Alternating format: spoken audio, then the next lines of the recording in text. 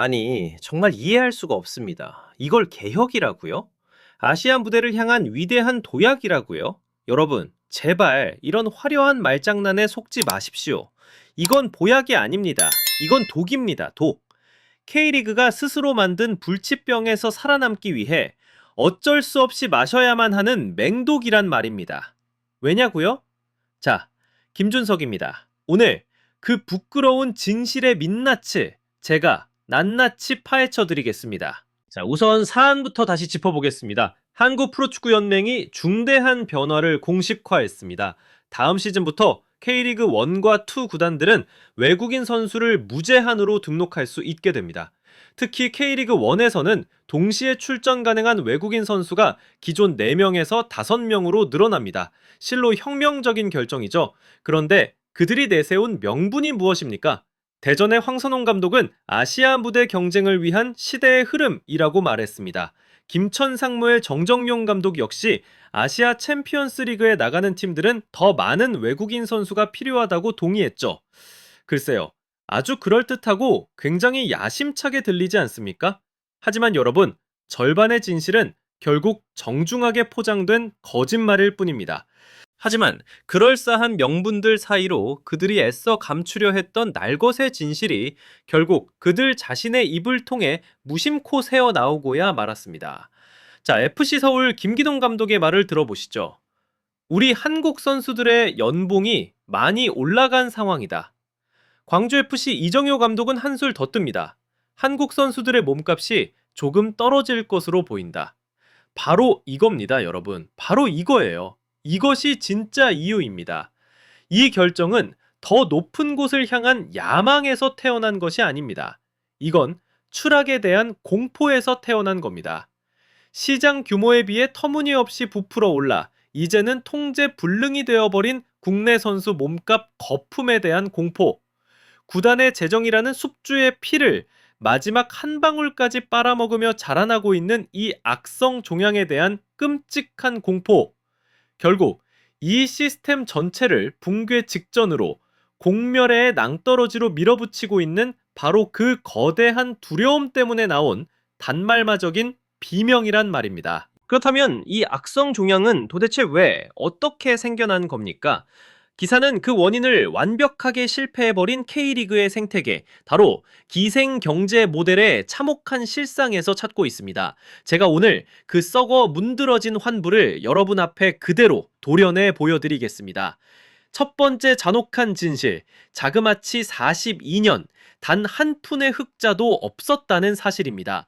1983년 미그 출범 이후 단 한 번도, 단 하나의 구단도 스스로의 힘으로 수익을 창출해낸 역사가 없습니다.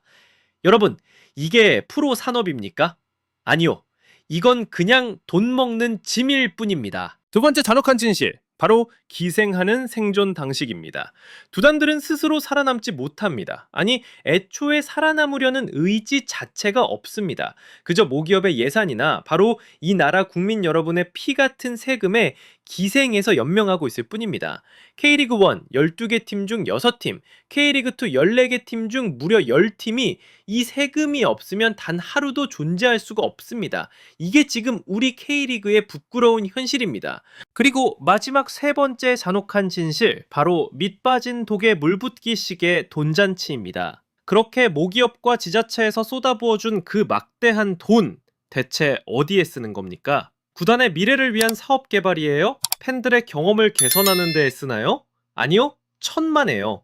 한 해 예산의 최대 80%가 오로지 선수단 연봉이라는 이름의 거대한 소각로에서 전부 타서 없어집니다. 바로 이것이 지독한 악순환의 고리입니다. 구단은 스스로 돈을 벌 필요가 없으니 사업을 개발할 동기도 없고, 그렇게 받은 돈은 전부 성적 내기용 선수 연봉 경쟁에 쏟아붓고 결국 시장 가치와는 아무런 상관도 없는 이 미친 거품을 만들어내고야 마는 겁니다. 그리고 이 기형적인 시장의 논리를 광주FC의 이정효 감독이 아주 완벽하게 묘사했습니다. 그의 말을 들어보시죠. 기량이 아주 비슷한 A라는 선수와 B라는 선수가 있다고 칩시다. 그런데 A라는 선수가 어느 특정 팀 소속이라는 이유로 B보다 훨씬 더 큰 연봉을 받아요. 그러면서 B도 A만큼의 연봉을 요구하기 시작하는 겁니다. 자, 보십시오. 이게 바로 이 시장의 현실입니다. 이게 수요와 공급 혹은 선수의 진짜 가치에 기분한 정상적인 시장이라고 할 수 있습니까? 아니요, 절대 아닙니다. 이건 시장이 아니라 그저 질투와 재정적 무책임이 뒤엉킨 거대한 진흙탕일 뿐입니다. 소위 부자 구단들이 우승이라는 단기적인 목표를 위해 돈을 마구잡이로 뿌려대면서 허상의 연봉 기준선을 만들어버린 겁니다. 그리고 다른 구단들은요, 성적에 대한 압박 때문에 이게 스스로의 목을 조르는 독약인 줄 뻔히 알면서도 그 미친 돈 경쟁에 울며 겨자 먹기로 뛰어들 수밖에 없는 이 기가 막힌 구조가 완성된 겁니다. 이것이 바로 우리 K리그가 스스로를 파멸로 이끌고 있는 방식입니다. 여러분, 제발 이걸 개혁이라고 부르지 마십시오. 있는 그대로 그 본질을 똑바로 부릅시다. 이건 자백입니다. 스스로의 탐욕과 무책임을 통제하는 데에 완벽하게 실패하고 무너져버린 이 K리그 시스템 전체의 처절하고도 비참한 자백이란 말입니다.